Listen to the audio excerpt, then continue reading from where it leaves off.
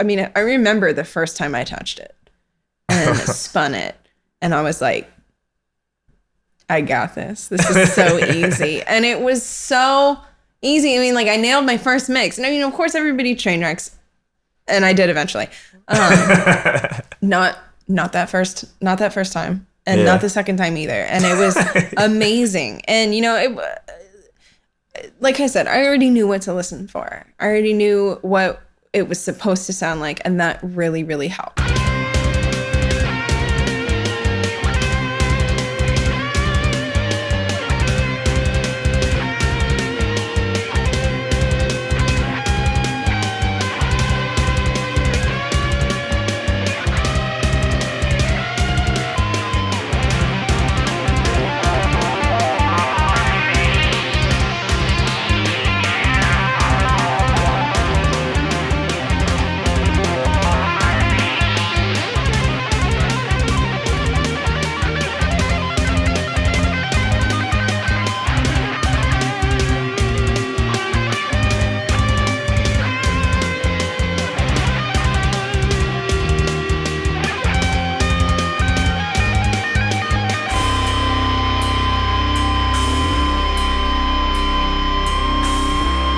Podcast and stuff, we just started. Boom. That's it. Who am I here with today? My name's Marie Ellis. I go by anjlkllr. I DJ breakbeats and drum and bass. Who is Marie Ellis, aka anjlkllr? Well, I don't know. That's kind of complicated. You know, I'm interested in a lot of things, and my brain goes in a million different directions all at once. Music is just one of my many passions, but it's probably the highest up there on the list. You know, it's kind of cyclical. It goes up, it has its ups and downs, and every so often I get more interested in other hobbies and less interested in music, and then sometimes I'm just all about the music and searching for that next best tune. What are the others? Because I suffer from that too. I've narrowed down like my interest to like 3 things, and I thought that was okay, but I feel like it still needs to get narrower for me to keep like getting to that top level, you know? Well, yeah, I guess it just depends on what you want to do with your particular hobbies. Yeah, I wanna max them out. I wanna max myself out in those things, you know? And I'm doing, to me, good effort, but I'm like, man, I feel like the concert stuff, like we talked about, like that one, I'm starting the charts for those just recently, mainly as a paywall to stop me from doing them, like, because I do like doing them, but I like making stuff so much that like I'll just hit record on everybody, you know? Yeah. Like, but I know that just creates an incredible backlog that it's very hard for me to tackle. No, I totally understand what you're saying. You know, I don't seek out DJ gigs. I, you know, always wait to be asked to play. Oh, wow, really? You know, sometimes I create my own gigs. I have my own residency, and me and Shayna, my DJ partner, we have our own. It's not monthly shows. Actually, I think we were going to try and do 3 of them a year, but we're kind of considering more doing them twice a year, our full moon parties. And, you know, it's all drum and bass. And, you know, we try and have a good representation of local DJs as well as, you know, get some out of towners. But, you know, we try and do that like really good house party vibe. Outside? Yeah. Yeah, because I remember you posting one of them like a while back. Yeah, it's outside. It's actually at Shayna's house, but she lives in this really cool house in the back of Steiner Ranch, and it's a perfect environment to have a good house party in the backyard. You know, it's sheltered with some trees, but you can see the moon. We have a disco ball up in the tree, and you know, we do some video projection on the wall, but you know, minimal lighting. It's, you know, supposed to be kind of focused on the moon, and we turn the disco ball off at midnight. But also, you know, it's got that house party vibe. You know, we have a professional bartender, and we serve our own full moon punch and everything. And, you know, we have the neighbors' permission, and some of the neighbors even attend. So That's you know, they're totally okay with it happening only twice a year. They're like, as long as it's not every day. Well, you know, the first time we really pushed it, we weren't sure if we were gonna have the sheriff's deputies showing up, but that's how you find out, though. It went off without a hitch, and our next one was pretty good too, and you know, now we can pretty solidly go until 3:30. We could go until 4 if we turned it down, but I don't want to push it. Yeah. No, that's cool. That's badass. But yeah, I just, you know, I don't seek out DJ gigs. It, you know, once it becomes work, it's not fun anymore. Yeah. So, you know, and I try and keep it as fun as possible. Actually, I was just thinking about this recently because I've had a lot of gigs, more than usual, in the last couple of months. And I've been thinking, I'm feeling a little burned out, but at the same time, I'm like, well, you know, kind of slow season here. So getting to where I won't be having to play every weekend or every other weekend, you know, I can have a month off or have 2 months off even, which is really nice. So that's funny. Like, with me, like I've always thought, but I always punk out, you know, you trick yourself out of doing things. Of moving to LA because like a lot of the industries I'm interested in are there. And everybody I know, like people I've sat in the same classroom with, some of those people who suck, like they were ass, like their skill level was ass. Like I'm confident in saying that because I saw him be ass, you know. But like they're working in the industry right now, like full time. And but I noticed in all of them, no matter how successful they are, none of them are doing it in their life anymore because it's their job, you know? Exactly. and that kind of scares me, you know? Maybe that's me being a punk, but like that does scare because it's like I really like doing my things. And right now, almost every time someone pays me, it's never as fun because I guess the two things would be one, you're not doing what you want. But then the second thing, what my friend likes to tell me, works at one of these real tech companies. He's like, it's because you're not getting paid enough to deal with the bullshit. That's what, it's like, if your money was at least here, then it would be tolerable. Like all that junk. True. And the money is not there. So it's just like, I don't know, man. Like, no,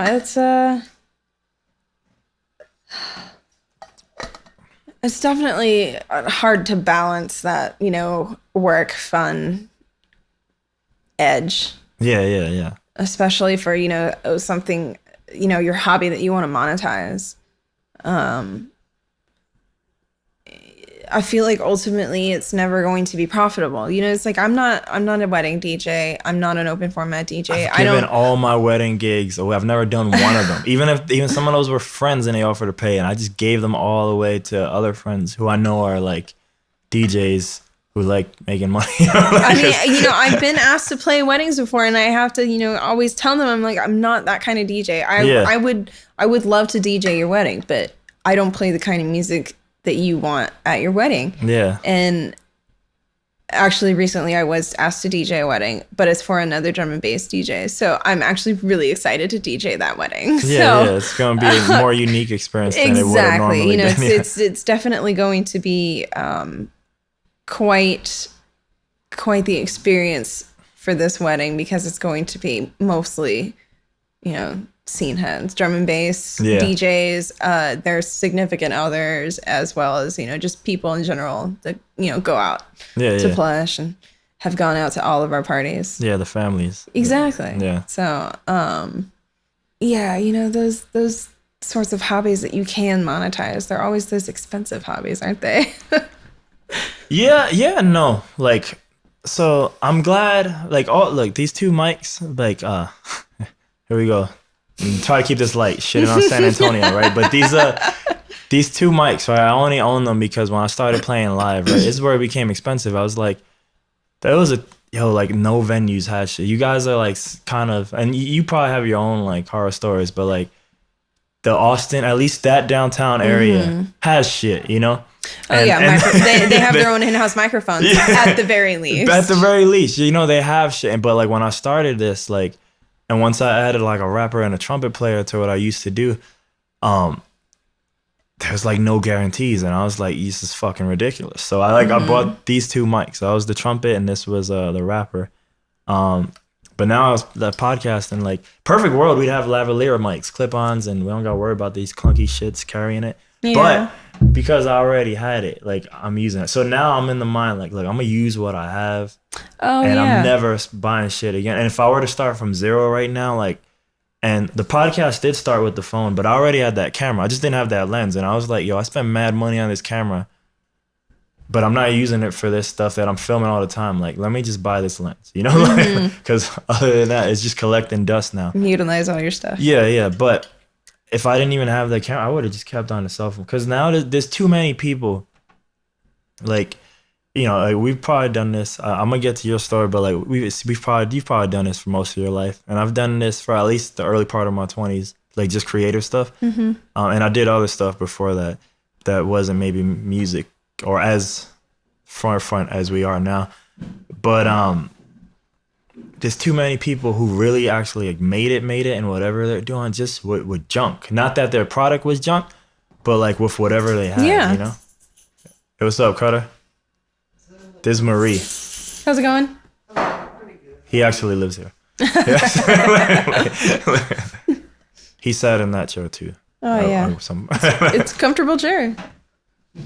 I've put everybody but one roommate through this. There's one guy left. He's the most elusive though. He's the leader of the house. But I will catch him one day, like just like Pokemon I caught. I'll catch him too. The hell was I talking about? Oh yeah, stuff. But yeah, like now, like so I feel like a lot of these things, they do cost money, but like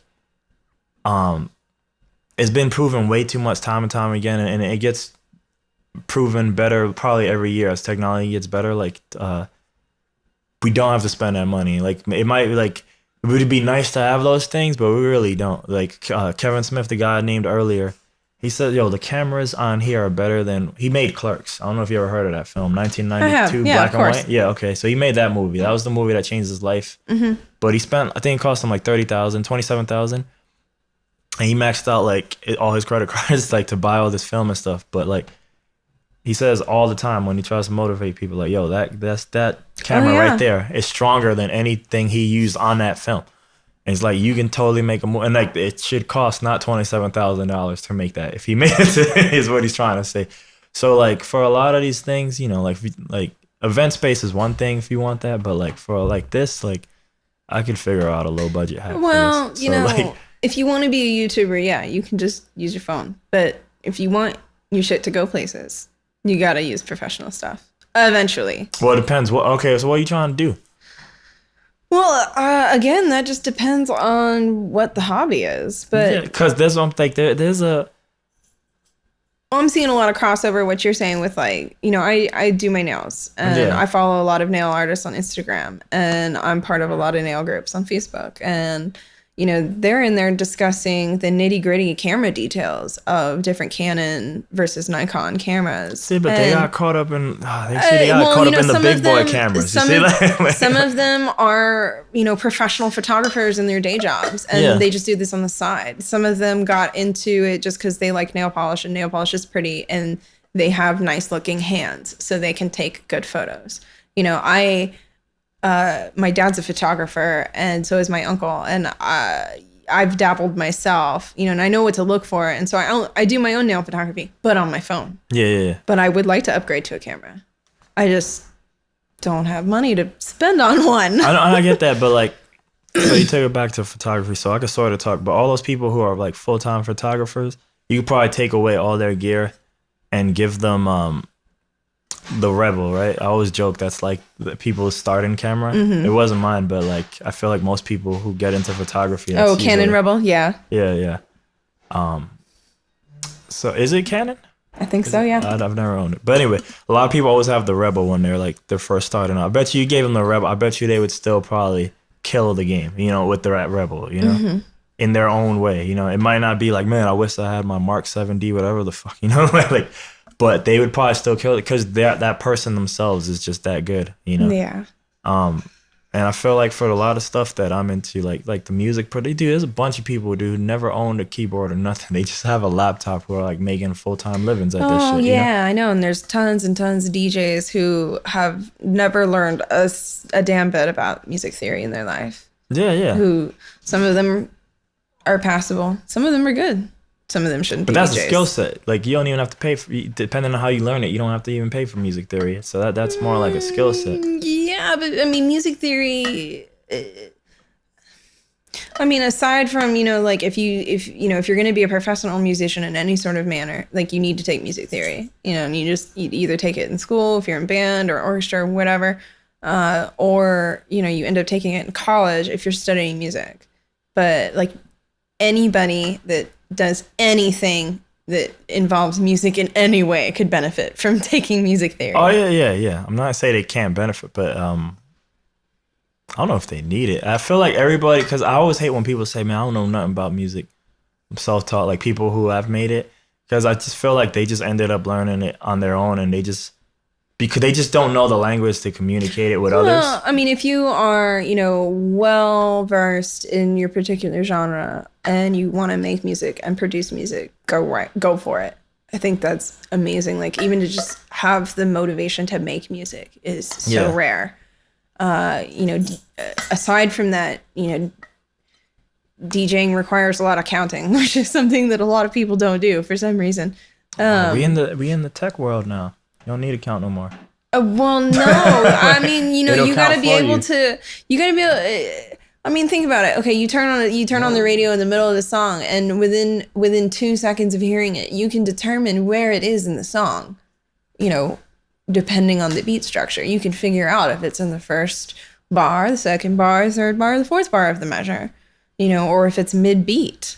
Some DJs, all they think they have to do is get the drums to match up. It doesn't matter about, counting out their measures and counting out the bars and, starting their next track at the right time. There's lots of little nuances and to DJing like that, knowing your music that, push you beyond a button pusher.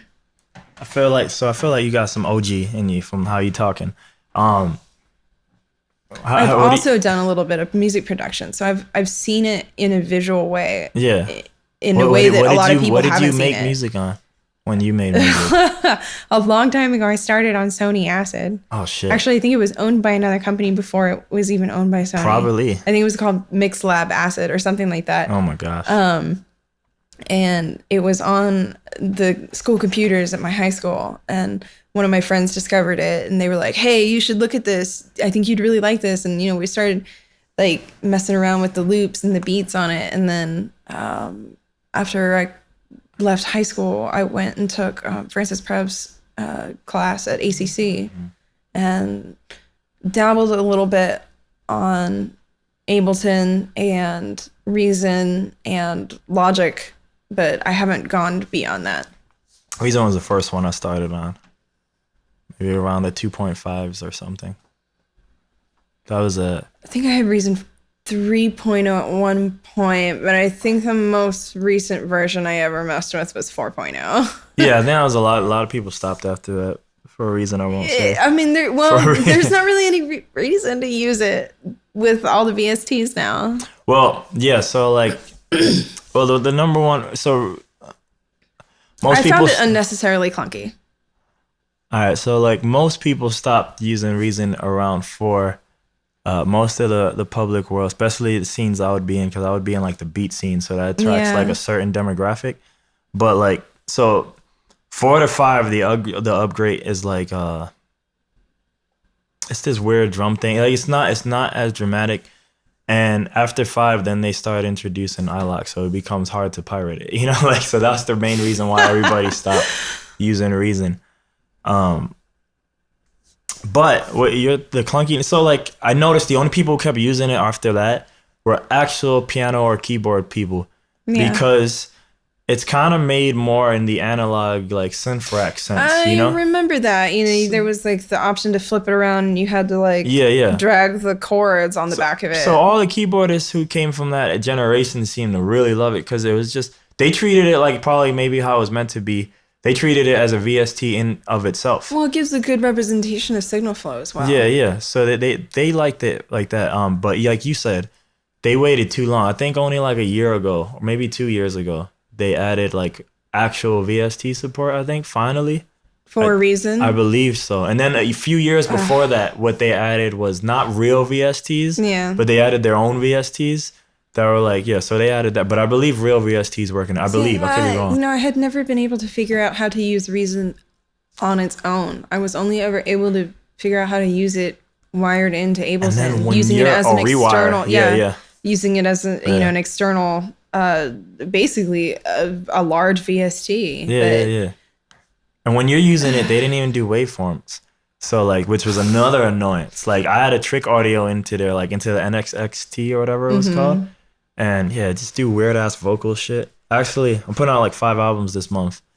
And I think on the last track on album 4, like it was an example of me like forcing audio into that NXT because it just, it was hard, but like those type of things, I still appreciate it. Like one day when the time comes and I'm super rich, I will buy Reason. I just want one newer version of it so I can open up all my old files, and then like anything that's close to a song, I'll finish it so it can be released. Because I'm putting out 5 albums this month, but honestly, all 95% of it was just stuff, or probably all of it, stuff I made during the SoundCloud era, and it was just a little bit. It's easier now to get your stuff on the real boys. Like, during the SoundCloud era? Yeah. So like, that's what I remember. I'm viewing this world through like producer versus you're viewing it as DJ. So I don't know if you still value SoundCloud or not. I do in a certain sense, but I know that it doesn't carry as much weight with a lot of people as it used to. So like, like it used to be very popular for producers, and even like in like the electronic dance music scene, like they would just put WIPs, work in progresses up, so that you would get like a lot of unique stuff. But honestly, in the last year and a half to maybe 2, it seems the only people who benefit on there are the I hate this term, but the generic SoundCloud rapper. The SoundCloud rapper is dominating, making careers off of this, But everybody else seems to not do so well. Like it, if you just need a spot to hold your stuff so you can show it to people, that's fine. Like my friend still uses it for just private everything, so he could send it to like people to book him or something. Yeah. But none of us really want our stuff on it. Like everybody, the last scene, it was great for finding out. Like I think SoundCloud killed itself because all the producers were flocking on there, and then it was finally, there was like a year, just 1 year. There was 1 year where I was meeting normal human beings, like my cousin. Spent like 22, 23 years in the army, that guy, right? He don't care a shit about making music or nothing. But I met him 1 year, he's on leave or whatever, and he had SoundCloud on his phone. I was like, get out of here. Like, I'm on there. You should follow me. He's like, I love hearing this stuff because it's stuff I never heard before, because it was starting to give way to them. But SoundCloud, instead of embracing those people, they were chasing the big boys. They were always going after Spotify and Apple. And then once they cut their deal, then they just chased the normal, and eventually that would be what flooded it. And, now SoundCloud rappers on it. But what that did is all those producers now, I've noticed, they just kind of went on their own thing. Like, and the last scene I discovered on there was the wave scene, which I always make fun of them because they're just... Like a further subgenre of what, like trap or something? No, but like they have the hi-hats. That's kind of what trap was, everybody's like, oh, it's just instrumentals without lyrics. And I'm like... Trap was funny too because trap isn't really like hip hop instrumentals though, but it kind of is. When trap became an EDM genre, that was like weird too because I was I'm like, I swear hip hop been doing trap for a minute. They get rid of the rapper and now we got a genre. And I'm like, what just happened here? Pretty much. I was like, man, and it's like rap with dubstep influences. Yeah. No, that's what it is. But I mean, it just sounded to me to go further on like these like UK people making beats, like you could hear in their early sound, especially like, you guys are not just making beats. You guys are 95% of you using FL Studio with the FL Studio sounds. And it's like, dude, it literally just sounds like. So what do they call this, wave scene? This is the wave music. This is wave music. Wave music. But oftentimes when I would talk to a lot of Americans here, they would get it confused with vapor. Like if I'm just describing it, not that I ever do the best description describing it, but they would always think I'm talking about vaporwave. And I'm like, no, not that at all, because it's not that chill. VR stuff. I don't know if you ever seen like VR or virtual vaporwave steams, but it's usually like it's usually like flashy bullshit. There's a guy I know, Pagan Gold, and he's big on that shit. But yeah, and I like those dudes. They're cool. But that was the last scene I discovered from SoundCloud, and it was great. And you would just hear all these people from Netherlands or like Iceland and like all this stuff, and the random American dude in Ohio. Like it was like a flip genre because it was like 1% Americans, and that's probably grown to like 5 or 10% now. Yeah. And then all these dudes in like Europe, you know. But then now they're all like Spotify boys, you know, and it's a bit harder to track it because SoundCloud like pushed them away, like because the audience started leaving because it was just the SoundCloud rapper thing was there. Like, why are we putting our shit out here? Well, and then SoundCloud just like totally shot themselves in the foot with allowing.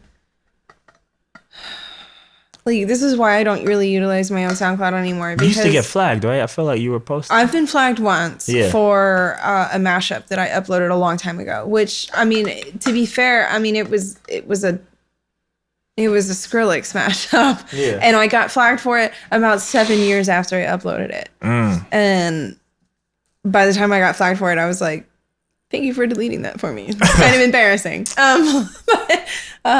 You're second person to hit me with that because I like everything I'm putting out this month is all this old shit. But like I'm the type of person that wants all my shit out there, and I feel like a lot of artists like they only want their current best stuff, and I'm like, I don't make mashups anymore, but also there's mashups of like songs from 2010 that are extremely dated.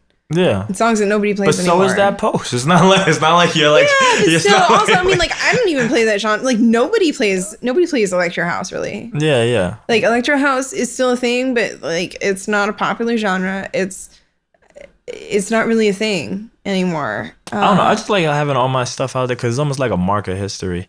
Like you see the way like I post like like random lyrics on like every post. Oh yeah. Yo, like, so that Facebook memory thing came up one time and it showed me like my first one.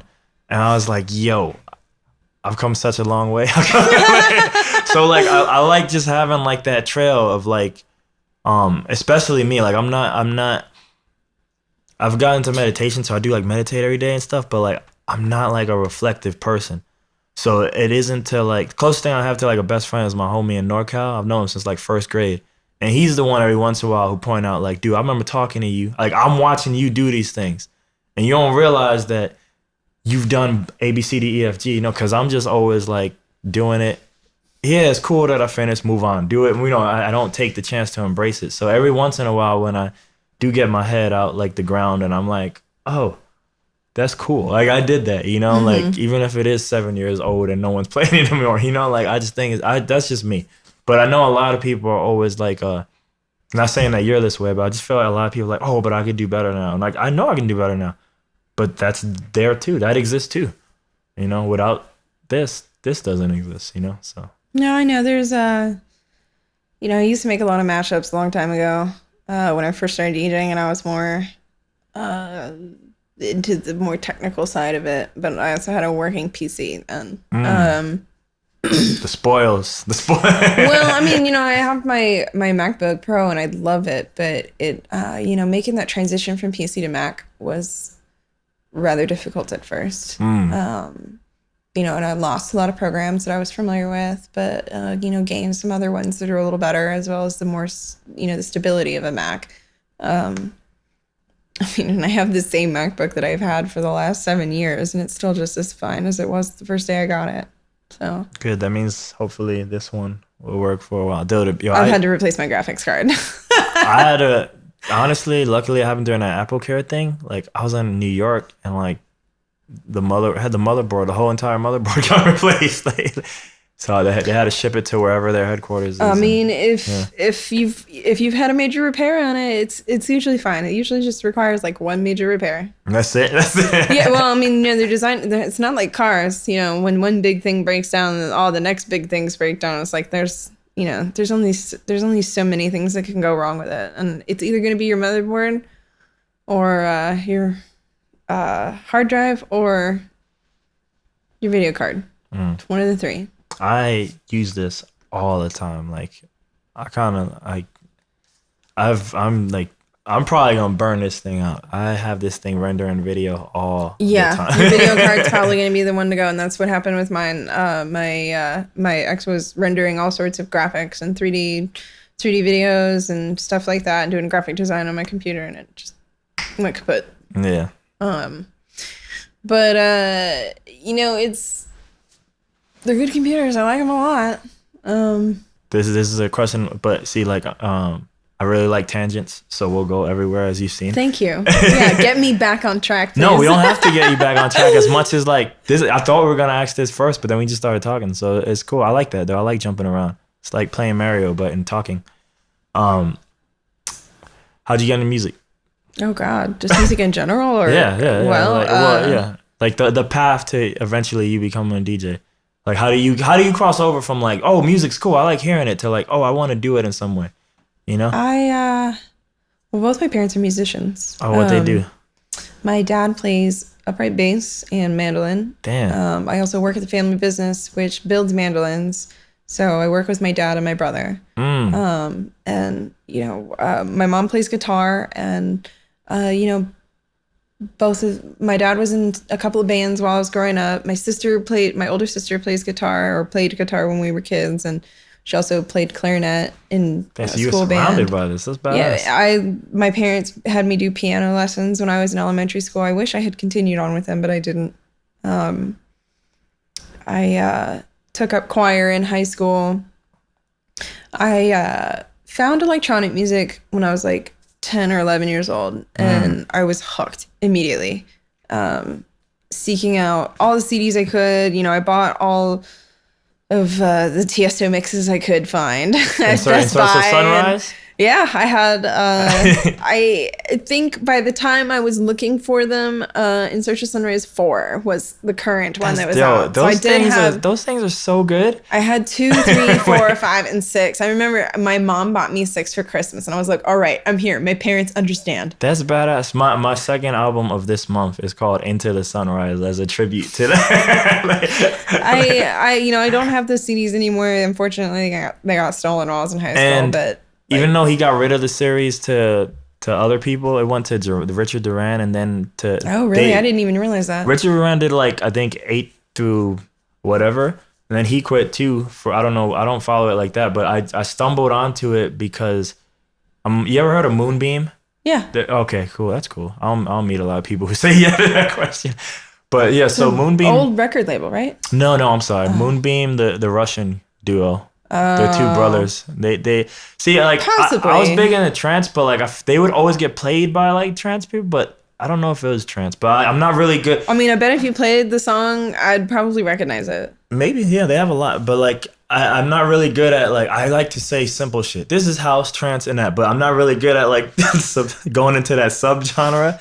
Everything is D&B, and once you hit like 170, yeah, that's me. I can't really do like, apparently me, like when I show people like my this is not my primary stuff, but when I make like a 4 to the floor song, like and this is coming from both friends, producers, and a homie who's at least he started off signed at Paul Van Dyk's label. Now he's on other labels, but they're like, okay, you make prog house, and I'm like, I do. Like, I was like, you say so. Like, okay, I guess I'm a prog house producer. Well, I mean, you can go and listen to those old mixes, and you can like, divide them into subgenres and try and categorize them that way. But like, I don't want to learn it like that. I'm just glad that music sounds good and I like it. It would be useless to do that, because when that music was produced, like, all these subgenres weren't even around. They weren't a thing. But also, like, progressive house 10 years ago is not what progressive house is today. So like, I have a bunch of old progressive house from 10 years ago, but if you... I don't know what year I sound like. No one gave me a year classification. They just said, like, you seem to like a prog house. And I'm like, I guess I do. I guess I do. Some genres are extremely subjective. What I think of as UK breakbeat might not be the same thing as what, my best buddy Josh thinks of as breaks that come from the UK. It's all extremely subjective. It all just depends on what you've listened to and what you like. And, you can try and describe it and give it a label and, you know, beatport miscategorization doesn't help, but you know, it just all kind of comes about, you know, I feel like taking the word from the producer themselves is the best way to go about it. But even then, sometimes you run into roadblocks. Like I've talked to a lot of producers, you know, who've come and played shows here, and like, you know, their music is a broken beat. It is categorized as breaks, and you know, I play it in my sets as break beats, and you know, they come over here and they, you know, say, oh, you know, I make house. I'm like, but it's not. Yeah. It's not house. And they're like, no, I don't make breaks. And I'm like, but it's got a broken beat. And I'm like, okay, well, I'm not gonna argue with you. It's your music. Yeah. You know, for marketing purposes, I make house. Exactly. I need to get booked on this tour. And you know, some of them for sure, it's like that. Yeah. Some of them is probably they just don't know. Or if they don't know, you know, like it's just not, that distinction isn't a thing. Yeah, it's not important to make a big deal out of. Especially if they've made it right. It's not important. Like, yeah, just have fun, make cool music. That's it. But long story short, one of the Moonbeam brothers broke up, but I still follow one of them because I can tell like, oh, you were the harder Moonbeam because your music still sounds like them. Yeah. And the other brother doesn't sound as good at all. Like, I don't follow that dude at all. But and he'll talk to you like on Facebook, which is crazy. But I don't know. But anyway, I was just following and it said inserts of Sunrise 14, and I was like, why is his track on this? Like, this still exists, and it did. And so now it's no longer one DJ doing it. At least for this year, I don't know what they're gonna do, if they're gonna keep this up. But the one they put out this year, had it been the old days, I guess it would be 3 CDs. And it was Marcus Schultz, and I guess I'm not gonna remember the other two, but Marcus Schultz and 2 other like famous DJs of that caliber. And that's who is putting it. Yeah, so like now it's like a name brand. So I guess it sounds like it. He was smart. He at 7 realized there was capital there. I'm hoping he sold it, you know. Well, I mean, it was just like a mix series. I mean, and back then, okay, well, you know, like Armin van Buuren had a State of Trance, which still does, yeah. It's not his anymore. He hasn't been doing it for a long time. What are you talking about? Like, he's still, unless this just happened, like, dude, we could YouTube a State of Trance last week. Armin will be on there. I'm not saying he owned. Maybe, I don't know if you're saying he maybe doesn't own it. No, well, I mean, okay, like, you know, Armin van Buuren used to release a yearly mix called A State of Trance. Oh, you're talking about December. I was talking about the radio show. No, well, he handed it off. Like, A State of Trance is no longer the December mix series anymore. You mean the December mix? But the radio show is still, he still does that weekly. No, see, that's the thing. It didn't used to be a radio show. It was a single mix that he would release every year. So there's like A State of Trance 2004, so when 2005, 2006, I know, I recall that. But he probably started that before, but when I would come, both were coexisting. He was doing the radio show and the mix series because every December he would like, you know, promote.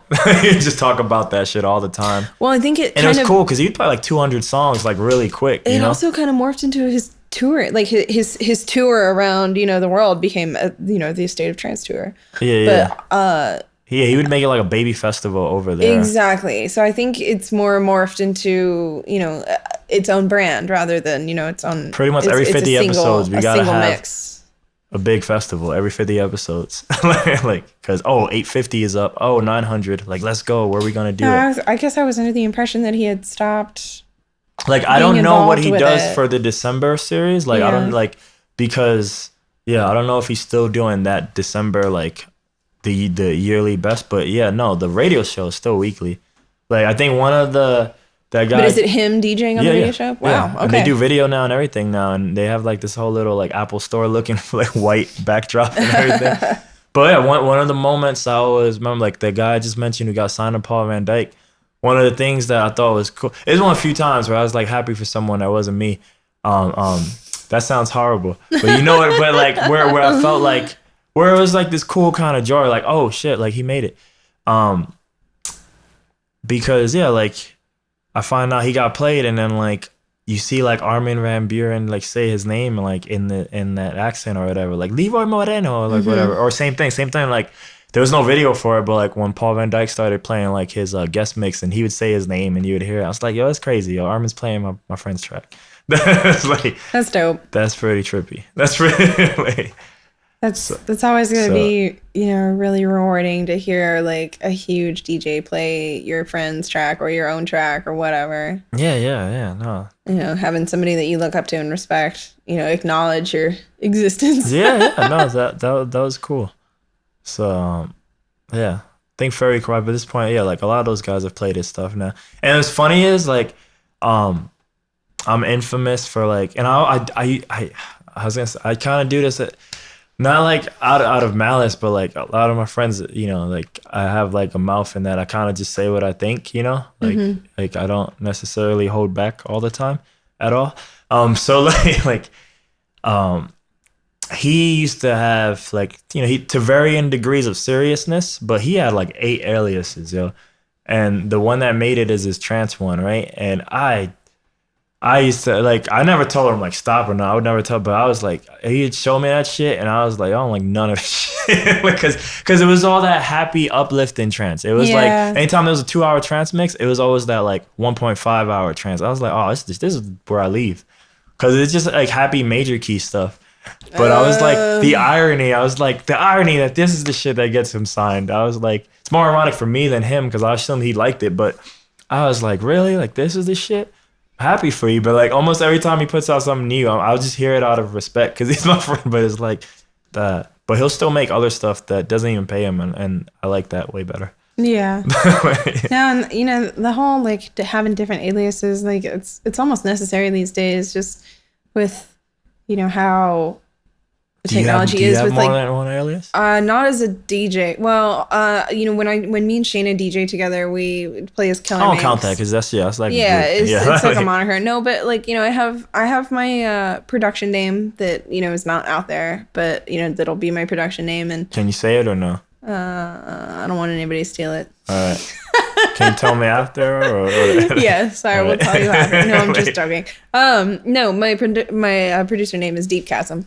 Okay. Do you want me to edit that out so they don't steal it? No, I was joking. Hey, I don't know. I haven't actually produced any music, but you know, that's the name that I want to use when I do production, and you know, I might have a different one if I, you know, do production of a different genre. You know, I want to make breaks, but you know, I also really like experimental and like chill out, and yeah, you know, there's a lot of different just like more calm music, I guess you could say, that I like to listen to in my own downtime. And like, you know, I've always wanted to DJ down tempo and trip hop and stuff like that. I just don't have enough of it. I don't know where to find it. You know, I don't know where to find enough of the same of it to DJ, to, you know, to put together in a set. There must be. Of course there is. Of course there is. And you know, I haven't expanded my horizons that far in that direction. And it's mostly because, you know, there's endless possibilities for me with breaks and drum and bass as it is. And, you know, I'm still discovering a lot of drum and bass artists that, you know, other junglist DJs have known about for decades, at least, or, you know, their whole life, or I'm not their whole life, but, you know, their whole DJing career. You know, so I'm just now discovering a lot of these heavy hitting drum and bass artists and incorporating them into my own repertoire, and at the same time trying not to step on anybody else's toes and like, you know, take on anybody else's sound.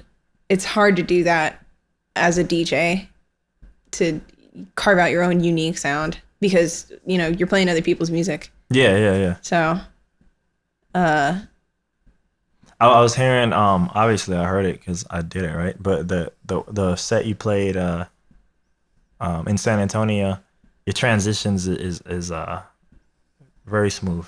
Thank you. You know, I practice a lot. You know, that's how much you practice. You're just exhausted from even thinking about it. No, I'm just trying to think about it, because like I didn't used to practice really at all. You know, I played out so much, like that was my practice, but I also didn't have access to a DJ setup. You know, now that I have my own setup at home and I have it set up and I'm able to play on it, you know, and it's able to be a good experience for me to play on it. Because, you know, when you're playing in the club, the lights are dark, or you know, there are no lights. Yeah, you yeah. know, you've probably been drinking a little bit. You know, the music is really loud. You can feel the bass pumping through your entire body. It's just a completely different experience.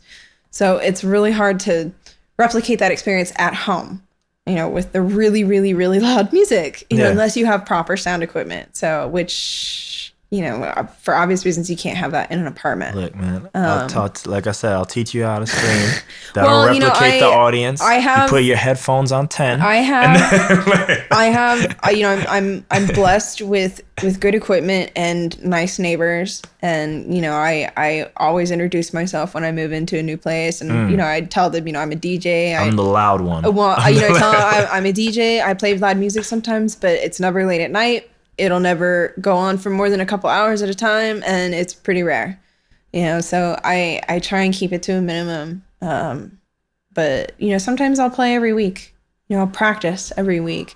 Sometimes when I get home from work, I just feel like, I'm gonna turn on the DJ setup. I'm gonna, you know, bust out a few tunes, and you know, playing a few tunes turns into 2 hours of practice.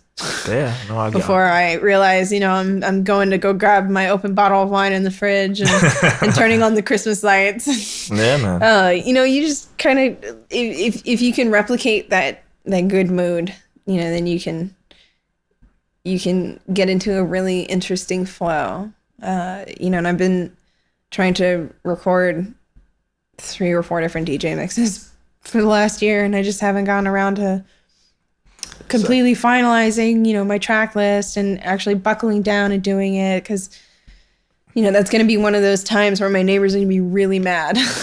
my friend who takes DJing really seriously, which is amazing because he doesn't gig. So I'm just like, but he just goes after it hard with a passion. But I had to convince him, and he still doesn't do it all the time, but why not just hit record like every time you do it? I do, almost every time. Yeah.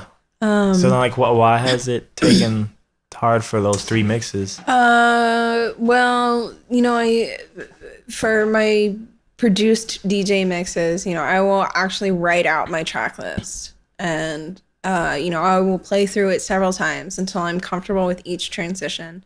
And I also, you know, will spend many weeks of putting it together, just finding those right transitions. And, you know, I'll you know, finally settle on one song, and then I'll have 5 other songs, and I'm like, okay, which one does it sound better mixed into? And then, you know, I'm like, okay, well, what if I reverse these 2? You know, does this next song that I've chosen actually sound better in front of this other one? So, you know, a lot of this experimentation and building up to it is what's taken me forever, you know. So finally, I've gotten my track list up to where I'm like at 45 minutes, and I'm almost there. Damn. You know, I want to make an hour-long mix, but also I'm kind of flip-flopping on the idea of like, should I just put out, you know, a mini mix and make it 30 minutes, 45 minutes? Is a full hour of drum and bass, you know, in your face too much? You know, for a breakbeat mix, I know that I can take people on a journey. You know, I can start out real kind of slow and low, and bring the energy up, you know, and have a kind of a peak towards the end, but not at the end, you know, and then just kind of tail off towards the end and bring it a little bit back, but also end with, you know, that perfect song that isn't too much of a banger, but also is like a really, really good ending track. You know, so I'm not quite there with my drum and bass collection. So, you know, I'm just... What are you going to do on these mixes when you do make them? Say that again? What do you do with the mixes, I guess, when you do make them? I mean, I just use them for promotional purposes. You know, I was sending them to other promoters, you know, people that want to book me and people that have booked me in the past. You know, I just put them out there. You know, 90% of me making a mix is for people to listen to have fun with. You know, the other 10% is promotional. Really, like a lot of the reason why I started, you know, why I became a DJ in the first place, I wanted mixes of my own music to listen to in my car. Okay. I put mixes together on the computer, And then I So asked. there was no one song or like I want to be like ABC. It was just like, No, yo, I was man, I very want this stuff enamored in my car. of the idea of a DJ mix, and I wanted more of them, and I was consuming them at such a high rate, and I was burning all these CDs, and at the time, I had just moved up north to North Austin, and my parents lived down south, and I was going back and forth, spending 45 minutes in the car each way, but also I was working out in Georgetown and living in North Austin. So I was, having to drive 20 minutes to work every day. And then at one point I was working in Taylor and having to drive out to Taylor 3 times a week. And, so I was just in the car a whole lot, driving around everywhere. And I just wanted music to listen to all the time. And, this was... iPods were a thing, but it's still CDs. Like smartphones weren't around. iPod touches weren't a thing. It wasn't easy to put individual tracks on a mobile device and have a lot of them together, other than your traditional iPod. And it wasn't easy to play those in the car. Yeah. So I was still like burning CDs and putting all sorts of shit together that I could get my hands on. And then I asked one of my friends who was a DJ what he. To get, what do you think about this mix that's playing? He didn't know that it was something I had put together. And, he was the secret talking stuff. all sorts of shit about the mixes and how, they were losing energy in the transitions. And, I really took that to heart. Yeah. And every time I DJ, I think about that, about don't lose the energy, keep the energy together, don't mix at the wrong spot kind of thing. You never want dead beat. Yeah. You just don't. You always want there to be a little bit of an element of melody. Okay. Like you don't want it to just be a drum kick and like hats. Like there has to be some sort of harmony, some sort of melody, some sort of you don't want to play the intro, outro of the track. Yeah. Yeah. You can, I mean, sometimes it's unavoidable. Yeah. But when like the most basic part of being a DJ is to recognize that. And, that kind of goes in with the counting. Like you got to be able to count at the right spot and, bring your track in at the right moment, start your track at the right moment. Otherwise you're going to be ending up with a lot of dead beat and a lot of dead air kind of, that's it's equivalent to dead air in my opinion for a DJ mix. It's, there's this little bits of advice that stick with you your whole life. It's guard you forever, and you're like, I'll never mess up a transition. Right? Again. Oh no! When he said that, I got so mad at him, and I didn't talk to him for weeks. No, he didn't know though. I don't think he ever knew that was. He still doesn't know. This is the pain we cause without ever knowing. Right. The pain. See, what would have been a good example of me is that like I would have like. And again, it wouldn't have been out of malice, but I would have probably told you all that even if I knew it was your mix. But I'm never saying that to like hurt people. Yeah. I'm saying that more to like, so, people get better. Like, we should all be better, like, so. Oh, absolutely. No, I just, I was determined to better myself. But, because I had that visual side of it, I made mixes on the computer before I ever started DJing on CDJs and turntables, and I had a really good idea of like what was supposed to happen. The mixes on acid. Oh shit. Okay. Not on the drug acid, on Sony acid. Yeah, let me clarify for anybody here. And like, it's a really simple program to use. And, I wasn't like making my DJ mixes for people to listen to. I was making them for myself, just continuous music for myself to listen to. So when you get on decks for the first time, is it like dramatically way more fun versus like how you were doing it in acid? Because now you get to do it. Yeah. Well, but also, I had a hard drive crash like 7 years ago or something, and I lost all of those mixes that I had made for myself, but I had made like 40 or 50 different mixes for myself. Like, and they didn't even have names. They were just like mix 1, 2. By the time I got to like the 13th or the 14th one is when I stopped naming them. I just started numbering them. It is over the course of making all of those, I really learned different ways of how to mix the music together. I was also taking Francis Prev's Synth 1 class at the same time. Is that how you say his name? Francis Prev. Is that I've never had to actually say it, but that's like the Francis Preve guy, right? But yes, but it's Prev. But you're saying it right. Yeah, that's how he says his name is Prev. All right, that's cool. I was taking his class at the same time, so I was also, learning a lot about signal flow and, just how electronic music is made in general. So, having that education at the same time really helped me understand the fundamentals of like how a mix is supposed to sound. Also the person that taught me to DJ was also similarly, or, was also taking Francis Prev's class with me.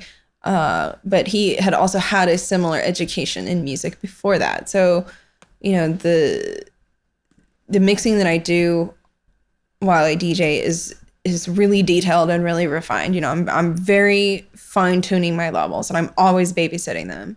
I see a lot of knob playing. Well, I see a lot of ways human DJs not doing enough of it. Yeah. They'll just bang in one track right after the other, and sometimes it works, but a lot of times it doesn't. So I never got to be a DJ like at one point I did, but if we go back to my New York days when it was hip hop, I got a Newmark something, right? Just a mixer, 900 something. It's like this blue thing. I could probably find it. It was awesome. But we can never afford the vinyl decks. So I just used like CD players. Right? And I'm not doing any of the cool stuff because they're not made for that. Yeah. They're literally made for like home living room environment. But I would just crossfade things. And I made mixtapes on the block. And people were like, yo, he's like, they didn't know the word crossfade, but they were like, yo, this thing is playing while the other one plays. And like, this is amazing.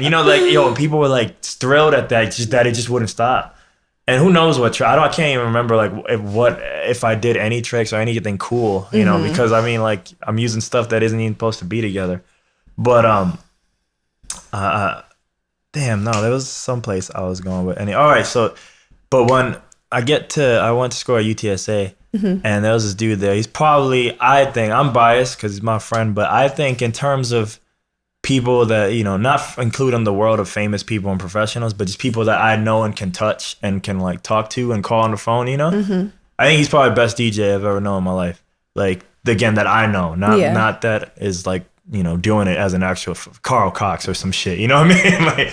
But that dude, he was like the lab monitor for their music studio, and I ended up getting the job later too. But he would bring the speakers and just DJ there while people were working on their stuff, which I don't even know if they like that or not.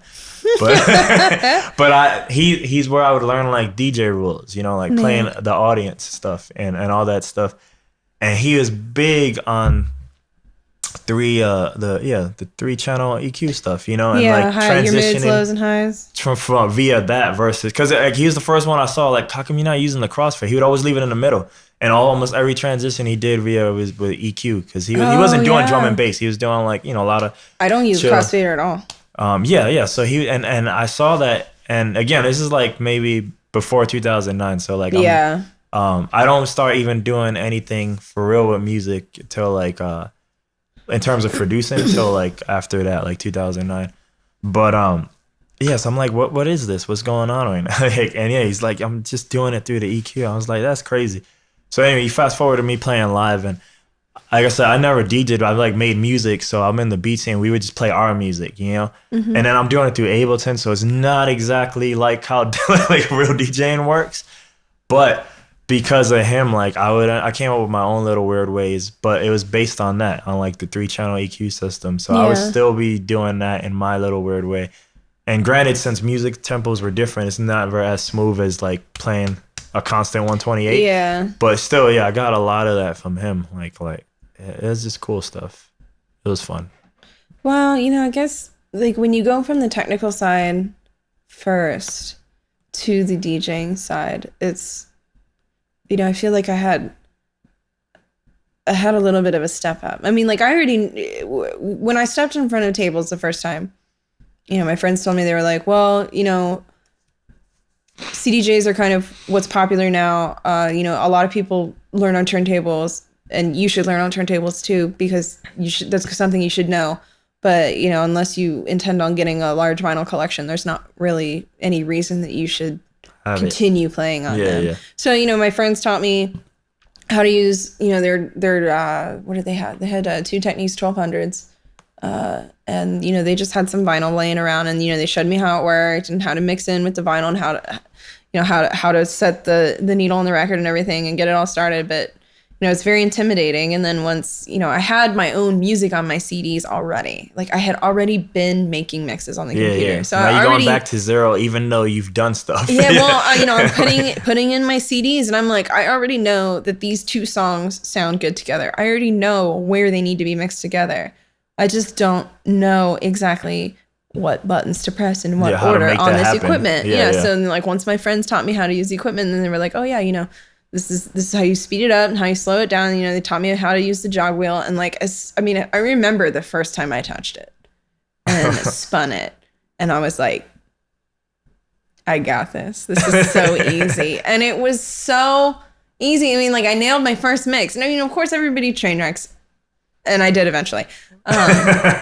Not that first time, and not the second time either. And it was amazing. And, you know, like I said, I already knew what to listen for. I already knew what it was supposed to sound like, and that really, really helped.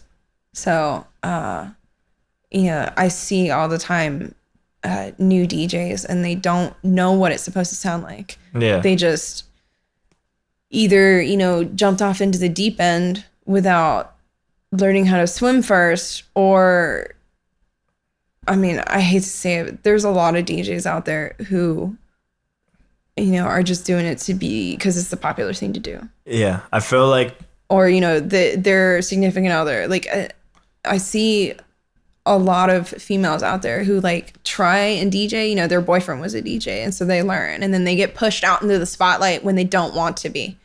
And, you know, they play music that they're not comfortable with, and they play music they're not familiar with, and then they give it up after a while because it's not something that they ever wanted to do. And then on the other hand, I see a lot of women who are out there doing what they love and being really, really passionate about it, and they just get all sorts of, you know, side-eye bullshit from all sorts of people. It's... What do you mean? It's really kind of a double standard. Sorry, I didn't mean to veer off into that. No, so do it. I'll talk about it. No, I just, you know, to be good at anything, you know, you got to be passionate about it. Yeah. There's not very many women who are passionate about DJing. I see a lot of female DJs who are just DJs, and they just do it because they think it's fun, or it's, you know, something cool to do. They're not passionate about it. Well, I think isn't the first one a good reason to do anything, though? You said think it's fun. I think that's a great reason to do anything, though. True. I mean, there used to be this whole thing when I started DJing. You know, you were a bedroom DJ for like a year or 2 years before you even got the chance to go on a stage the first time. Now, I got pushed out onto a stage within 4 months of me learning how to DJ, but you know, again, like, I had quite a bit of musical education to back that up. Yeah. So I didn't really feel like I was overwhelmed with that to begin with. And I had a really good reception from my friends. Like, you know, I had already been playing at parties. I just hadn't been, you know, at a show, you know, played on a stage at a show. Yeah. And nowadays, you know, people will buy equipment, and then like they give it a spin, and then they'll, you know, try and get a job DJing on 6th Street. Oh yeah, right away. Yeah. And it's like, whoa, now. That's the good and bad and the negatives of like technology making everything easy. Yeah, well, and the technology allows you to just, you know, use sync, or, you know, there's a lot more to DJing than mixing two tracks that are the same tempo together. Is it and to go to more the second point, because yes, now that like everybody can do it easily, I feel like people because it's so attainable now, it's like, oh, okay, well, this is something I want to do versus something. Is it something they really want to do? Had it been like the effort they had to put like in the 90s, And probably not, but now that the effort is this at certain levels, well, then now I want to do it. Now.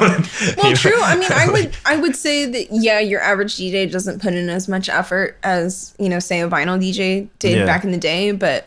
I mean, if you want to be good and you want to be passionate about it. But I mean, like all of it. Same thing for producing. Now that I think because producing is so easy. Oh, yeah. You can do production on your phone if you want. Yeah. Kendrick Lamar last album. Like, I always remember that it might not be track 8. I know the track if I hear it. It's not one of my favorite tracks. It's just coincidence. But like, he's more power to him. I would love to make money off my phone. I'm not doing it yet.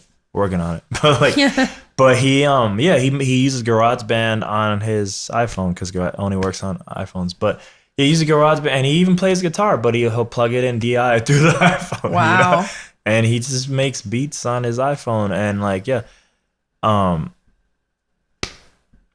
I forgot why I brought that up. I don't know. But because the extreme example of that for effort, that guy he's doing stuff, but like on a computer, like there's guys right now. Damn, I always remember like, so I'll just keep it vague, but my friend's brother, like I remember he would see me and my friend make music all the time, and he's like, I want to do that too. So he would make music, and what happens, right? His music sucks. Everybody's music sucks in the beginning. That's just is what it is, just like you said, a train wreck in the beginning. Then one day he showed me something, it's fucking amazing. I was like, damn son, you leveling up quicker than us, probably because like we were blind, but now that you see us doing it. Yeah. But then I was like, let me see your session. I look at his session, dude, and it was just samples.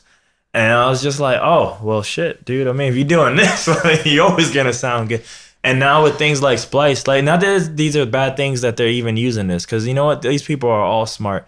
But now Brian Eno used to always talk about this in the 70s even, so he would be more embracing of this. And I'm not against it either. It's just like, I'm going to just do what I want. But with samples, you can just paint music. You can paint the best drum kick, the best snare, paint the best synths, like literally, like instead of getting a synth, even if it's software, instead of getting Reason and playing some shit, even if you're just gonna pick a preset, you can literally just get a synth that's already been played in a sample. So you don't even gotta make the melody. The melody's there in your nice royalty-free pack. Drag that shit into key, And it's just like, well, like all you did was just paint the things. You're almost like, you're almost like, you're not DJing, but you're just kind of just mixing like puzzle pieces and making like a puzzle now. Yeah, pretty much. Instead of like, quote unquote, making music. Like you're just puzzling it together now. Well, I mean, when you get down to it, I mean, what really defines making music? I mean, I would qualify, putting together a bunch of samples. Even if it is a bunch of samples. I mean, when you ultimately get down to it, like that's what everything is. I'm not even if adamantly against it. Like no one should be. I'm not like that. But but for me, I'm like, oh yeah, but that doesn't excite me. Like I need to make some shit. You know what I mean? True. I mean, upload your VST, like make you some fucking. Because I know a lot of the shit I listen to is made that way, and then adjust it. Make it your own, and make your own. Obviously make your own melodies and stuff like that. Yeah. Like. I mean, that part is cool. Samples should be restricted to a single sound, in my opinion. Yeah, well, it ain't. Well, I mean, okay, I haven't done any production on my own in a long time. And if I were to start a production tomorrow, I would have absolutely nothing to work with except for the sound packs that came with Logic on my computer. Yeah. So, I'm probably Logic's badass, by the way. Start with, just whatever sample drums they have. I'm going to make my own pattern. Yeah. But...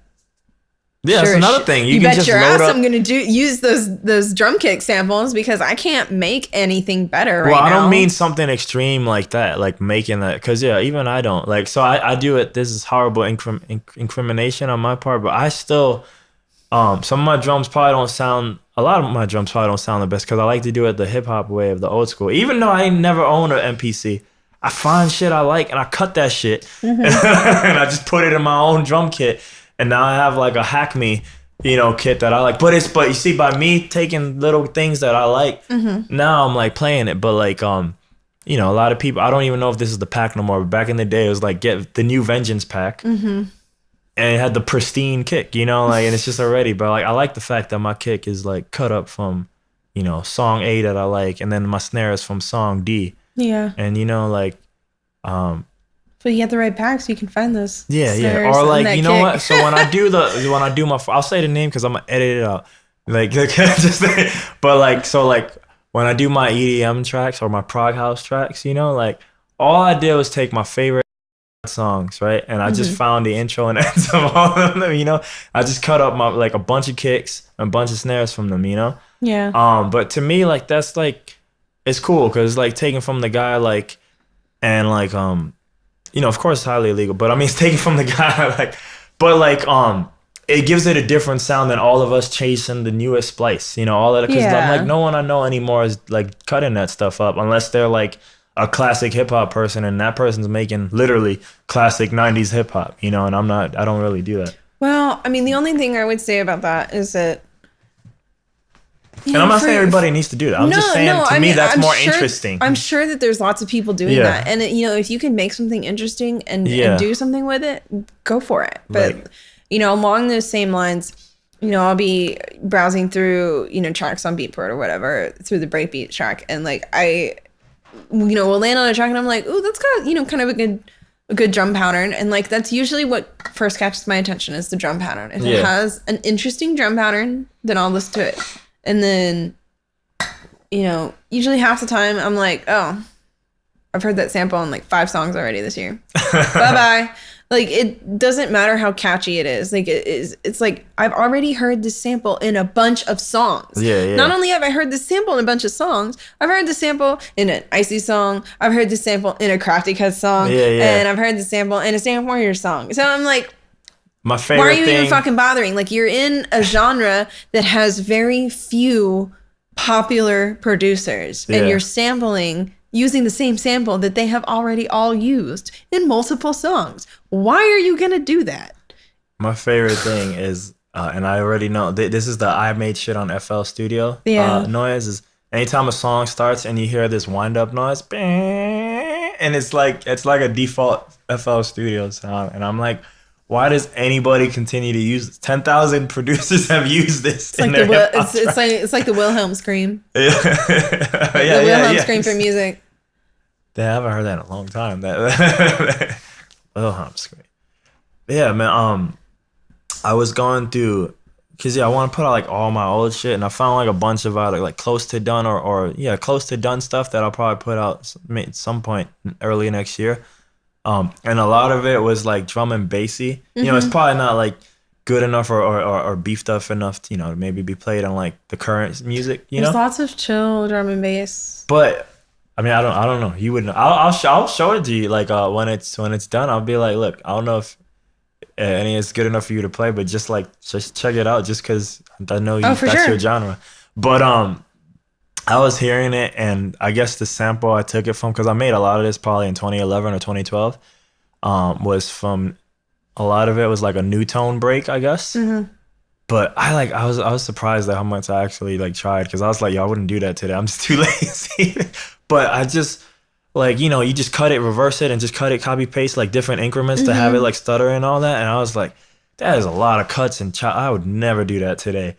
But I was like, man, that's what happens when you have passion. You like try and shit. Yeah, fuck with it, experiment with it, do all sorts of different shit with it that you would never, you know, think about doing otherwise. I don't know, like, because I don't know much about DMB, but like one of my favorite people who at least I know, like, he's flirting with some type of break thing, but I probably knew of him. I would probably stumble onto him from when I was into dubstep many years ago. Rezo. Yeah. You know Rezo? Sounds familiar.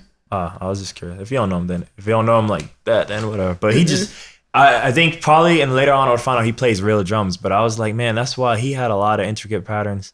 Because I was like, when you're a drummer, I just noticed you think different. Every drummer I've had ever, even if they don't get to play drums on anything I'm working with, and they're just programming it, they think so differently than us who don't play. I don't know if you play drums, but the ones of us who don't play drums, they just think so differently. I wanted to so bad. Yeah. They'll do fills and stuff that like make sense, and I'm just doing like, oh, this is fun. Well, you know, you can substitute that kind of. It's funny that you say, you know, they make fills that make sense. The more you listen to music, you know, and then you listen to a bunch of good music of your particular chosen genre, and then you listen to a song and you're like, wow, this song sucks. It needs a drum kick right here. It needs a build up right there. It needs some reverse hats right there. And you start like composing extra parts to this shitty ass song. So I do that with TV. Yeah. I feel like, as I move into more video stuff, that's probably why, but like and a lot more like I'm probably gonna get into, I don't know, as much as I want to narrow on things, I'm probably gonna get into writing like certain things, like whether it be scripts or whatever. But I just I'll do that a lot with TV. I'm like, why is any of this happening? like I know why this is like, yeah, I do that more with TV. With music, I'm not ashamed to say, but like it's kind of sad. Like I still enjoy making it. I like it. It's very like I consume it the least out of everything, especially like right now. Like I try to almost learn from everything. So I hardly even watch any TV. I get a lot of podcasts, and then I can consume those things at like 2 to 3 times speed. Same thing with audiobooks now. So those have become my primary thing. But I'll check out stuff from artists I know, just see what they sound like now. But like I'm almost less interested. Things just don't excite me as much anymore unless. No, I know what you mean. Yeah, and. So, but I still like doing it. Like, but I feel like it's that whole argument of creation versus consumption. Like, I really haven't like downloaded any new music in like 3 months. I think the beginning of October. Yeah. I mean, like I've had a lot of shit go on in my life in the last few months. So I had a lot of upheaval and a lot of stress. So I haven't really had much opportunity or even really the desire to sit down and look for music. But I mean, one of the upsides to not looking for music for so long is once you do decide to sit down and devote a couple hours, everything's new, and you're like, oh man, I have all these artists like backed up, and I'm like, they put out a new album, they put out a couple of new singles, there's so many different artists you can go check out. And if you're leaning more towards one genre that, particular evening, then, just go listen to all breaks. And then the next day you log on, go listen to all drum and bass, and, put it all in your cart and then go back to it and listen to it later, like after 24 hours or something. So, yeah. So I've been kind of trying to take advantage of that and do that more. But, my attention has been really spread out across a lot of things lately, so haven't really been concentrating on music so much. But also I've been DJing a lot, so I haven't had much opportunity to concentrate on, the back end part of my DJing career. I got you. So I want to ask you one more question, and then I'll do the life questions, and we get you the out of life here. Questions. Yeah, I like to ask people. It's interesting, but like, because you mentioned before. And then I got to say mine, but like I said, we travel, as we talk. What were the other passions that are not music that maybe you spend time on? I'm really into nail polish. Okay. I also crochet, and is that like the sewing stuff or something? Yeah, I crochet with a lot of cotton yarn and stuff like that, and I've made a few blankets and stuff like that, and I like to do it when I sit there and watch TV. Because like when I can't just sit and watch TV. I get bored just watching TV. I have to do something with my hands. Like I'll listen and watch, but like my hands have to be doing something. Yeah. And if I'm not crocheting, I'm playing a game on my phone. Okay. So, I like nail polish because it requires a little bit more concentration than your average hobby. But it's also something that I can do while I listen to audiobooks. So, I'll what do you use? My sister for this Christmas got me Audible. I use Audible. Okay. I like it a lot. Have you experimented with the I just got into that this year, and of the speeds, bumping up the speeds?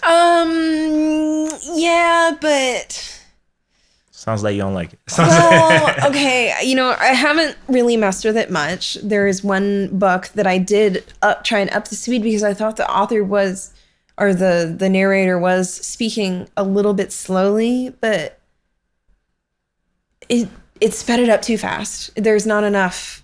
Well, but you can pick. Maybe you sped it up too fast. there's only, there's like, you can they go up to 3.5. I didn't know they go up to 3.5. I know, but I mean, like, even one step up was too fast. Oh, so but that's because you have to get used to it, though.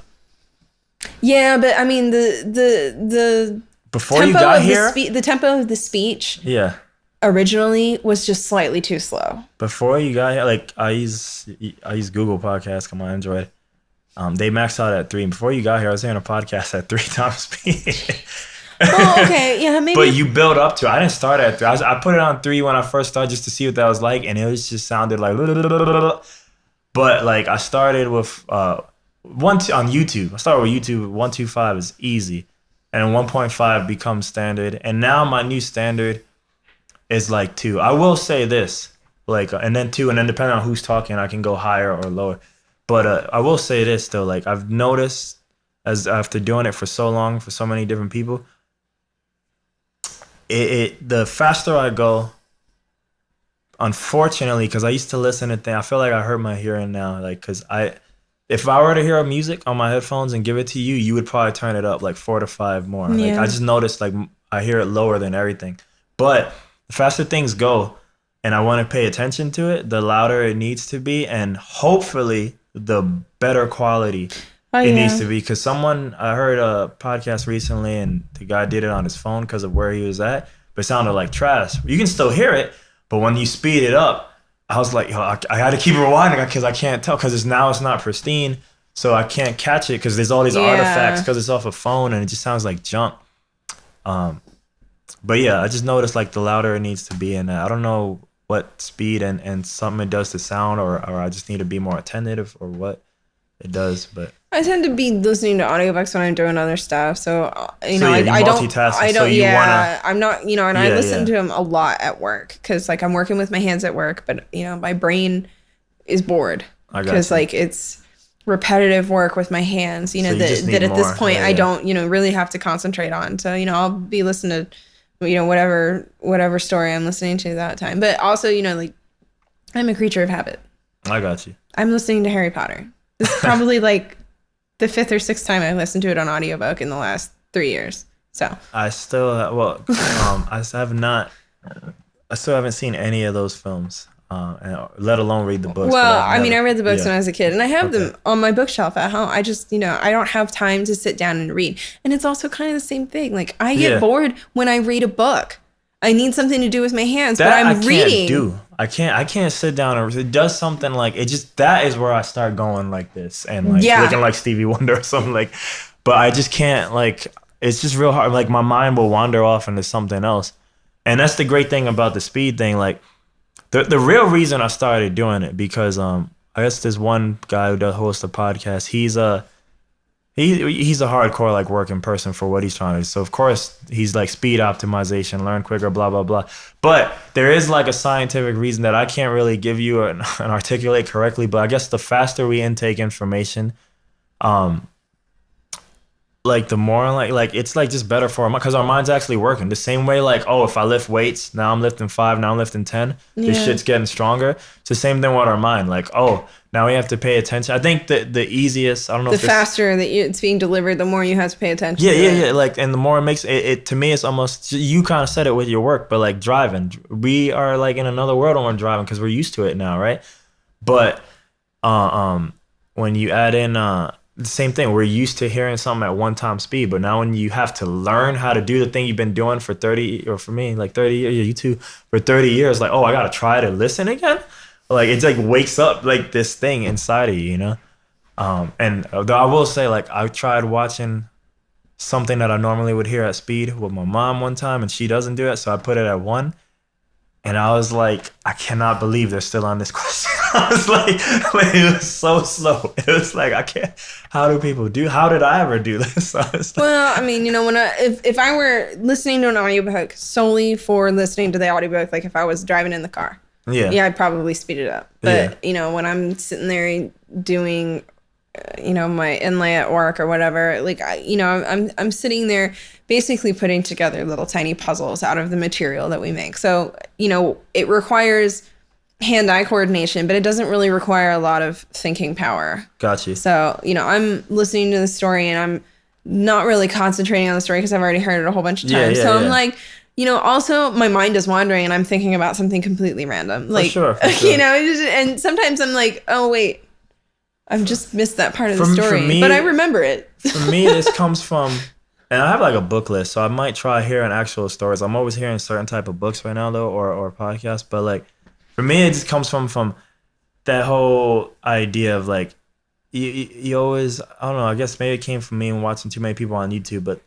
there was always this pattern of like all these rich people seem to read 8,000 books. So I'm like, even if they were audio, and I was like, well, I seem to be really good at this audio thing, so I should get into that. And now that I can, like, well, let's prove this theory, right? Let's see if it's true or not.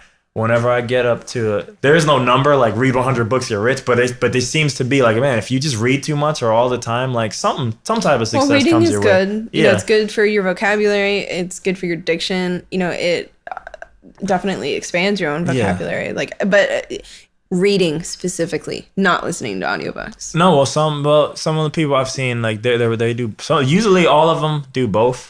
They both fit there, but I can't. I just can't do that. And I always felt cheated, like, because I'm like, yo, you know how much like force it would have to be for me to sit there and do that, and like, it's just really hard, like, for me to sit there. No, but think about all the time you had as a kid. Yeah. You know, like. My sister's compared to what I was a reader when I was a kid. Exactly, so was I. Yeah. But it improved your vocabulary and your spelling, you know, by leaps and bounds compared to if you hadn't been a reader when you were younger. And, you know, like, people even still, like, new people I meet, they're like, oh, your vocabulary is really big. And I'm like, did you not read as a kid? Like, that was a requirement when I was a kid that you had to read. I don't know why why I stopped. Like, I just didn't, because I used to be like, I remember all the Goosebumps books and other stuff you read as a kid, the Moby Dicks or whatever. You know, it really doesn't even matter what you read. You can read trash books, you can read comic books, you can read whatever. Just as long as you're reading professionally produced and edited material, you're getting exposure to, you know, such a wide vocabulary, you know, which ultimately improves your own education. So, well, I'd like to think the audiobooks would do the same. So. They do on a certain level. Yeah. You know, like, once you're an adult, you know, like, you're absorbing information, but like that whole, you know, learning how to spell stuff, like, that is all absorbed when you're a child. Can't really improve much on that as an adult. But at the same time, so there's this idea, like, with technology, right? It'll take you don't have to learn how to spell because it spells for us now. It sucks, but at the same time, it leaves your mind open to learn another skill. So true, but you know, don't depend on that. No, you're not wrong. You're not wrong. I'm just saying. Let me hit you with these questions. Let me get you out of here. All right. But believe the first one is what do you believe that people think you're crazy for believing? What? Why do I believe that people think I'm crazy for believing? Yeah. Here they are. Yeah, it's totally different than what we just been doing. Where it's just like this conversation. Gun control does not work. Okay, why? How easy is it to get your hands on weed? I guess mega easy. I never need to. So no, but I mean, think about it. When you were in high school, was it easier for you to get your hands on a bag of weed or a bottle of liquor? Probably the weed, I guess, especially where I grew up. There you go. Like, making something illegal is not going to reduce the access to it. It does the opposite. This is totally different from what you say, and I don't even want to go down it because then we'll just talk forever. But like, I think all drugs should be legal, by the way. You know, even though I don't partake in it. Yeah, I think so too. But you know, decriminalized at the very least. But yeah, don't get me wrong. I think, you know, definitely something needs to be done about guns. But gun control is one of those things that is not going to work. Yeah. And I feel like, I mean, I don't really share those sorts of views with a lot of people, but, you know, it's weird growing up in Austin because it's a weird little liberal bastion here, but yeah, I don't know why this place exists until like and then the irony of it being the capital is even more ridiculous. I grew up shooting guns, not hunting, but like, you know, I definitely know my way around a pistol and a rifle. So like, I'm not like a huge proponent of the Second Amendment or anything like that, but I am concerned about the idea of more regulation being done for guns. I never shot a gun. I've only like held it, and I didn't know I held it till many years later as an adult, because it happened. Because the first time I held it, it was a kid, and it was a dude running, and I don't know. He's running right in my neighborhood, and he's like, "Here, hold this. Like, put it under your shirt." I was like a small kid, and he just keeps running, and the cops are running. You said you grew up in New York, right? Yeah. And then like maybe like 15 minutes later, he just comes and he's like, "Thanks," and he picks it back up. But like just from seeing it that first time, I thought it was like a fake thing or something, because they look kind of plastically. And then we fast forward to that story where I told you that person shot at me in Georgetown. And then I was like, oh, that makes so much sense now. Like, because I was like, all guns are like that. I didn't know that. Holy shit. Yeah, like in that moment, like I was so young, like in that moment, I wasn't scared at all, because you don't know what's happening. It wasn't until like later on where I react like you. I was like, oh shit, that's crazy. I was holding a gun for someone running away. Did not know that. I never put that together in my head until like I was an adult. I mean, I don't know if I would have known what it was when I was that young, but we had a pellet gun when I was growing up, and we used to shoot it in the backyard. Yeah. And like, it was just a pump action pellet gun, and just set up some Coke cans on the tree stump in the backyard, and we were able to shoot it. And I remember like, because my dad would take us to the rifle range, and we'd shoot the real actual guns with bullets, and we would always beg him like, why can't we shoot the gun in the backyard? He's like, because we can't. It's in the city limits, and we don't want to kill anybody. There's yeah, like, it's just different culture. Yeah, so it's like you get more normalized to it when you're younger. If you're gonna have a gun over there, like when you're probably like doing bad stuff. There is no like, let's go practice. No, I mean, and also like there's lots of people that grew up here who like have never touched a gun or not had access to guns. Like like I said, I didn't go hunting when I was a kid. My dad wasn't a hunter, but he likes guns. He collected guns, so that was just his hobby. So he shared it with us. Yeah. No. If you were rich, how would you live your life? Oh. You got excited with I've that thought one. about this one a lot. Well, how would I live my life? I don't know. That's kind of a broad question. I don't know. I wouldn't not work. I would continue working. I feel like I would go crazy if I didn't work. Do you mean work in general, or just right work now? In general? Okay. Maintaining a job of some kind. But if I were just all of a sudden rich and I didn't have to work to support myself or whatever, I still would work, but I would take my DJing to the next level. I would start music production. I would turn all of my hobbies into my life's work, basically. Yeah. That can be your work. Well, when I say my life's work, like whether it makes money in the beginning or not, it can still be like thing you spend a lot of your time on. Well, true, but okay, several years ago, when I had only been DJing for like a few years, somebody offered me the opportunity to like sign on with a touring company or an agency or whatever, and they would basically market me as like kind of a Playboy DJ sort of, not have me dress up, but they were like, oh, we would give you music to play, and I'm I turned down that offer. So I was like, no, I DJ what I want to play. I don't do that fake shit. Yeah. And they were after me for what I looked like. They weren't after me for my skill. Yeah. So, and so ultimately I turned it down. But I always kind of thought about like, what had happened? What would have happened if I had said yes to that opportunity?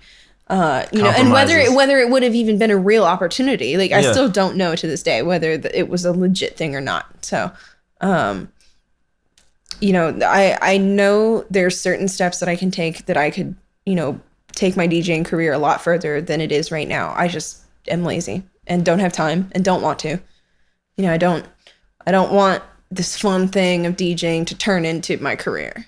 I almost feel like you would know more than me because you follow it more right now. But like, I feel like as the world got more producer centric, like it became harder like for people who only DJ Oh, to make absolutely. that like a living. And when I say that, I mean like not like people who wedding DJ and all that stuff. Like I mean people like in the scene. Because to me, like the only name that ever comes to mind, but again, he's grandfathered in from the old times. Would be someone like an Eddie Halliwell, because I'm sure he has the skill to make music, but I'm like I can't think of an Eddie Halliwell track. And when I would try to look for one, it was real damn hard to find it if it does exist. But he was always famous for scratching in that world, which is also rare in that world too.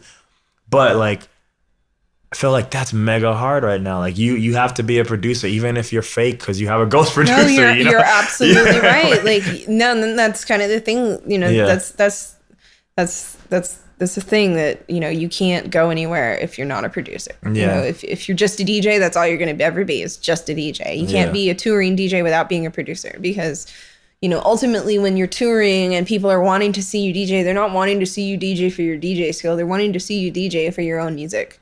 Yeah. And like, that's, you know, what all of these, you know, big touring acts that are coming through and playing shows, you know, they're artists, they're producers. They are DJing their own music and other people's music, but, you know, that's ultimately what they are is producers. That's my stereotypical question. This was the original life question for me, and then I stemmed everything else. What is your goal in life? To be happy. How does one go about being happy? By avoiding stress. How do you do that? By smoking a lot of weed. There you go. That's it. That's the secret. You know, I have my hobbies, and, you know, I try and maintain my downtime. That's how I avoid my stress. What are 3 things you're thankful for in life? My family, for sure. They're a rock. They've always supported me. I'm thankful for my friends. They're my second family for sure. Yeah. Especially, you know, the group of friends that I've cultivated here in Austin, with my music friends, you know, the whole DJ scene. And, you know, the majority of my friends are also DJs, but, you know, the majority of my friends are music lovers, and that's something that we all have in common, and it's, you know, a huge part of our lives. So, you know, I feel like my, you know, everybody has friends that mean a lot to them, and I feel like our group of friends means a lot more to us than your average crew of friends.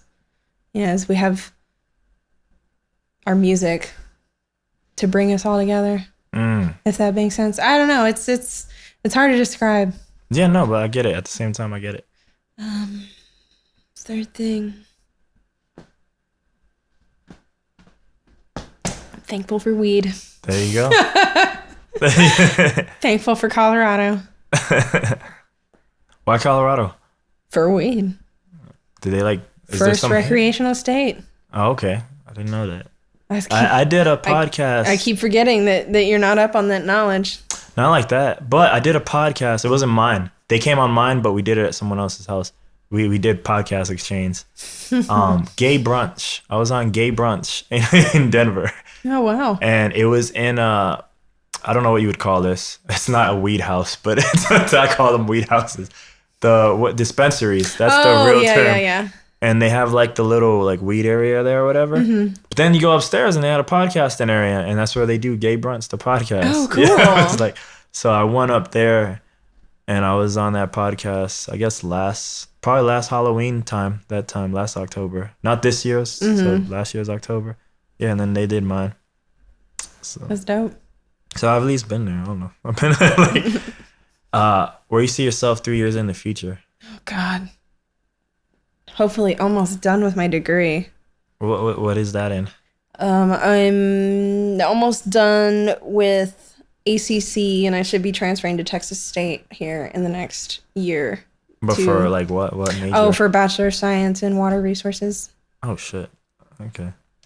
So that way you can help that water thing that not happen. Trying, yeah. That water crisis, whatever that was. Yeah, the whole drought, that actually kind of spurred me into it. So really? Yeah, I was always interested in neurosciences, but it took me a long time to kind of settle on something. So gotcha. I was here every weekend in October. I felt bad. I felt like I owe these guys rent. But I mean, like, just for October. But yeah, because I worked ACL and then just other stuff. But that fourth weekend, I was like, really, man? Like, I don't want to go. Like, because water works here and I'm spoiled right now. Yeah. But yeah. But towards the end of my trip, then the water came back and it was good. So it was going very good. Yeah, that was really unusual. What is the perfect day? A day off work. That's it? A day off work. Because I can do so much with that. I can go out hiking or I can stay home in my room and be in my cave and paint my nails. So can do a lot with that. All right, here's the last one. What's the question that I should have asked you, but I didn't? Oh my gosh. I don't even know. If you don't got one for that, then like, what is the question you wish people would ask you, like when you're just out and about or whatever, you know? What is what? What is the question you wish just people would ask you just in general in life? Oh, I don't know. I just don't really think about stuff like that. I have counters for like every question, but this one's still newer to me. I don't have good counters yet to like will stuff out of people. Yeah, no. I'm still working on it. I'm gonna develop a counter for this one. I mean, I feel like, you covered a lot of really good questions, but also, I just way to stump me. Yeah. This one gets a lot of people. Oh, the my funniest gosh. one, I gave him such a cop out. That guy I told you that I liked, that I looked up to, Richie Branson. Mm-hmm. He was like, "What the?" Like he was just like, and he was stumped too. But then he was like, "Well, you didn't ask me. Funny enough, is like how I got into." And it's like, well, that's the story you always tell. That's why I didn't ask you. But then he told it. So yeah, he kind of had an easy cop out. Like how he like made me. I was like, yeah, everybody knows that story. No one needs that story. That's why I'm not gonna ask that story. But yeah. Yeah, I can't really think of anything. Oh man, I really need to develop a counter for that, man. I'm telling you, because then it'll will like a question out. But it'll will an answer out or something. But I guess I'll let you slide there. Maybe you can get me next time. Yeah. What is where can the people find you online if they so choose to? Well, I have a SoundCloud under anjlkllr, spelled anjlkllr. And I'm on Mixcloud as well. I didn't know you was on Mixcloud. That makes way more sense, but I just for mixes. Just in case. Yeah. Just pretty much those two. Those two. All right. Not the Instagram. Oh yeah, I'm on Instagram, but it's my personal. So. Got you. I should have asked that name because I remember I think when first time I'm meeting you, I thought it was like Anjikar. Oh yeah. The name. Where did just that. The name and the spelling. The name came about in middle school when me and my class were visiting a nursery and there were some concrete angels sitting on the side of an ornamental pond. And I moved one because it was like we're sitting really close to the edge, and then me and my friends walked away and we heard it splash into the water, and we run back and we see and it's broken on the bottom of the pond. And so they're like, "Oh, you're an angel killer." And so I chose that as my first screen name. And then so what made you spell it? Did you spell it that way on the screen name? I ended up with the J spelling. How did I end up with that? I don't know. I think just during that time when I was choosing my name, people were spelling things weird and using numbers as letters and stuff like that for their DJ names. So the power of tech. I just ended up on that one. There we go. All right, man. Thank you for doing it. Thank you. Last words? No. No, you don't even got any last words? No. You're just like, nope. I think we covered a lot of good stuff tonight. There we go. All right, man. Bake that chicken, smoke that turkey. Boosh. We out. There it is.